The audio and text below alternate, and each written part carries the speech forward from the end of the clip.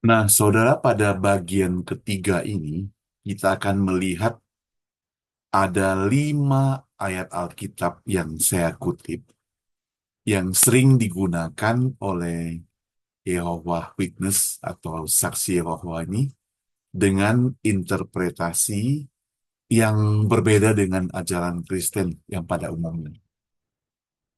Pertama, ya, pertama, catat Yohanes pasal 1 ayat 1.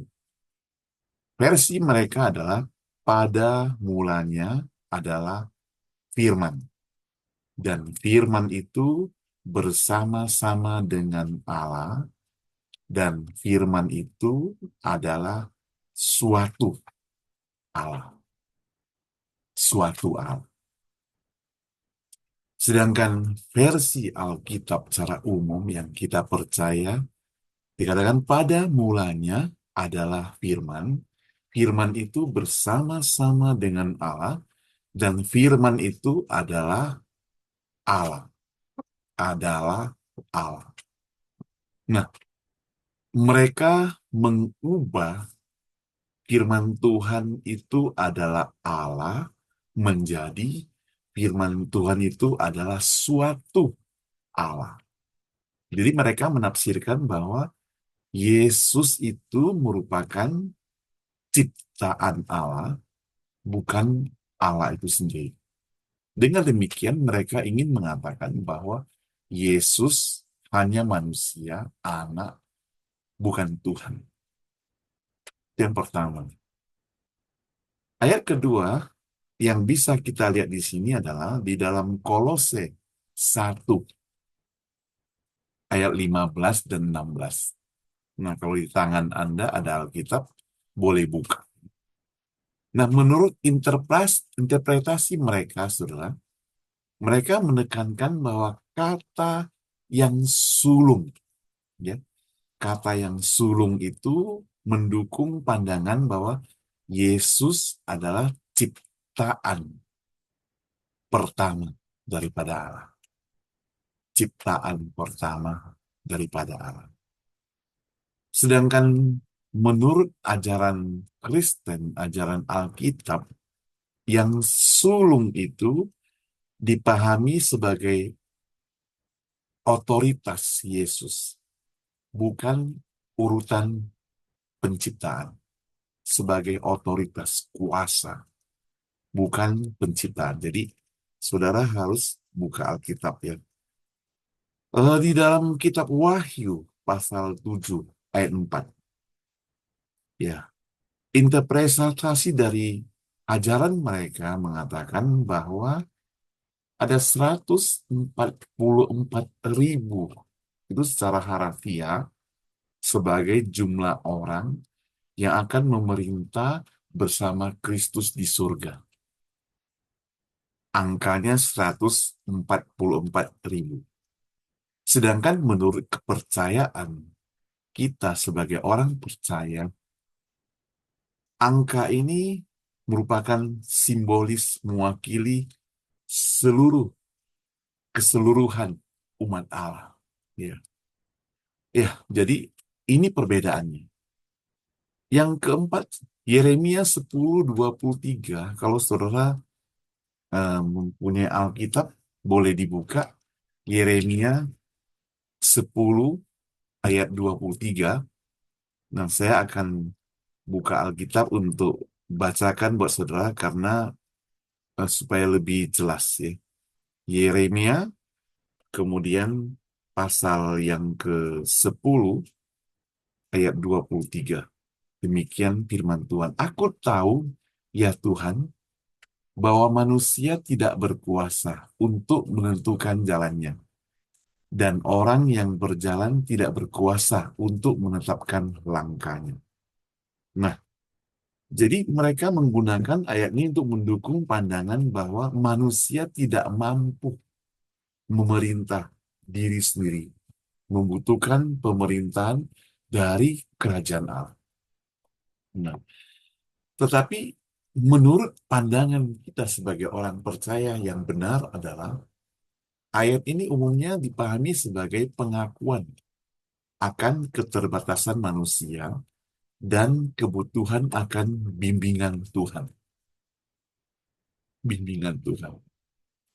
Yang kelima, nih, tadi saya janji 5 ayat ya. Ada lagi yang lain, tapi 5 dulu ya. Mazmur 83 ayat 18. Atau 19 dalam terjemahan yang lain. Ya. Ajaran mereka ya mengatakan bahwa eh, supaya orang tahu bahwa engkau Guru besar yang namanya Yehuwa, engkau sajalah yang maha tinggi atas seluruh bumi. Nah, di dalam Mazmur 83, kalau saya bacakan buat saudara, Mazmur 83, ayat yang ke-19 atau 18 di bahasa Indonesia, 18, biarlah mereka mendapat malu dan terkejut selama-lamanya, biarlah mereka tersipu-sipu dan binasa, supaya mereka tahu bahwa engkau sajalah yang bernama Tuhan, yang maha tinggi atas seluruh bumi. Jadi menurut versi mereka, mereka katakan bahwa engkau yang namanya Yehova, engkau sajalah yang maha tinggi atas seluruh bumi. Sedangkan versi yang kita percaya, saudara, supaya mereka tahu bahwa engkau sajalah yang bernama Tuhan, yang maha tinggi atas seluruh bumi. Saksi Yehova menekankan penggunaan Yehova dan menggunakannya secara eksklusif untuk Allah.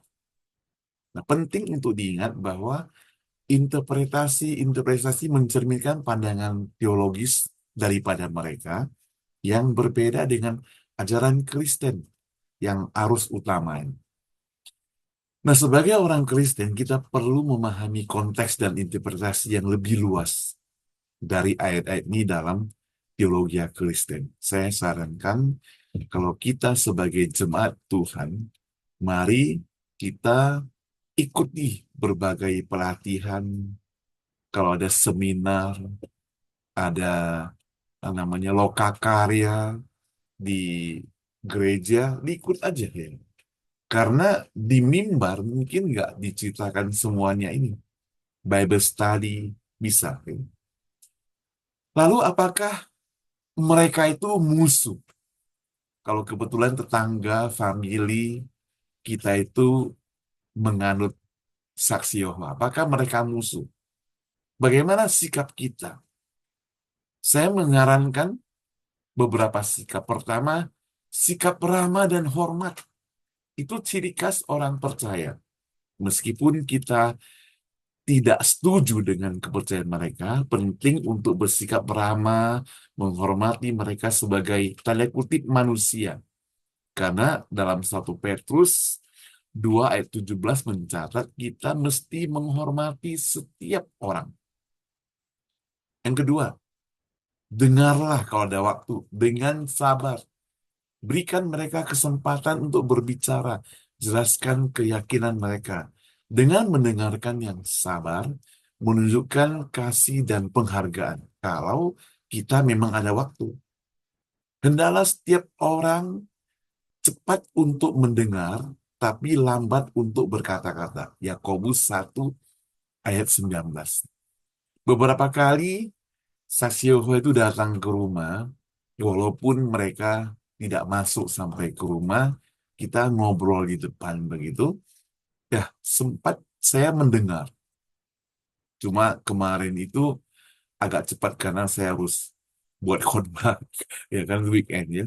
Nah, biasa saya mendengar apa yang dia ngomong sampai terakhir begitu, baru saya ajak dia berdoa. Dan sekali lagi dia tidak mau. Karena dia risih. Dia kan nggak percaya Tuhan Yesus sebagai juru selamat. Yang ketiga, saudara, berbagi keyakinan Anda dengan lembut. Tapi dengan waspada, saudara. Jika Anda memiliki keyakinan yang berbeda, Anda dapat membagikannya dengan lembut, penuh kasih, bukan marah, tanpa memaksakan, tanpa menghakimi. Maka 1 Petrus 3, 15, 16, saudara, di situ katakan, tapi hendaklah kamu selalu siap memberi pertanggungan jawab kepada tiap-tiap orang yang meminta pertanggung jawab kepada kamu tentang perhargaan yang ada padamu. Tapi haruslah dengan lembut dan hormat. Itu ciri khas orang percaya. Yang keempat, saudara, fokus pada kesamaan, bukan perbedaan. Kalau kita memang punya kesempatan, punya waktu, dan kita berdoa terlebih dahulu, maka carilah titik temu dengan keyakinan seperti pentingnya kasih dan berbuat baik kepada sesama. Akhirnya, hendaklah kamu seia kata seperasaan mengasihi saudara, penyayang rendah hati. 1 Petrus 3:8. Bukan marah-marah, tidak. Kalau memang ada waktu, tidak ada waktu, ya lembut juga katakan. Ya di sini katakan, kamu fokus kesamaan, bukan perbedaan kalau mau melanjutnya. Tapi biasanya karena mereka sudah mahir, mereka yang akan mengejar kita. Itu kekalahan umat Tuhan. Seringkali dikejar habis-habisan. Yang keenam, doakan mereka. Berdoalah untuk mereka.